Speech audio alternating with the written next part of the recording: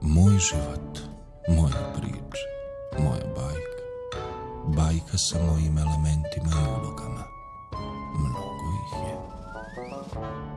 Čujem ih kako pričaju, ćaskaju, smeju se, vole se. Tu su i one koje ćute. Pokušavaju da uhvate dah da bi rekle nešto, ali niko ne obraća pažnju na njih. Niko ih ne sluša. A i zašto bi? Da su vredne slušanja sigurno ne bi ćutale. Nemam vremena da se bavim njima. Verovatno ću ih skroz isključiti.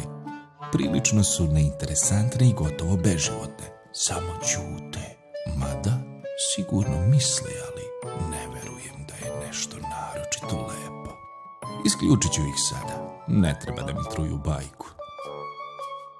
Posvetit ću se ovima koje pričaju. Izuzetno su živahni i teško ih je ne primetiti.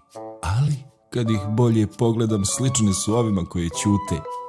Jedina razlika je to što one izgovaraju one ne tako lepe misli.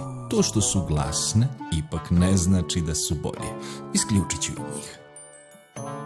Ove koje ćaskaju su možda vredne slušanja.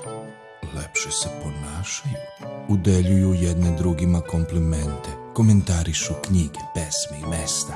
Ali ima i ovih koje se rugaju i ponižavaju, prikrivajući to lažnim osmjesima. Šteta. Toliko razočarenja za ovako kratko vreme.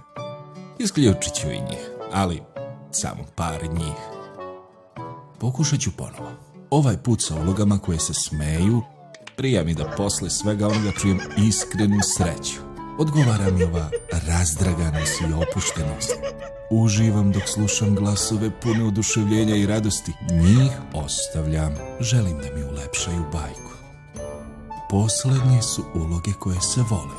Prevelike količine dubokih i pravih emocija, najlepši prizor. Duše koje se razumeju, duše koje se upotpunjuju, duše koje se čuvaju, duše koje uvek više misle na onu drugu. One neka ostanu sve. One su temelj ove bajke.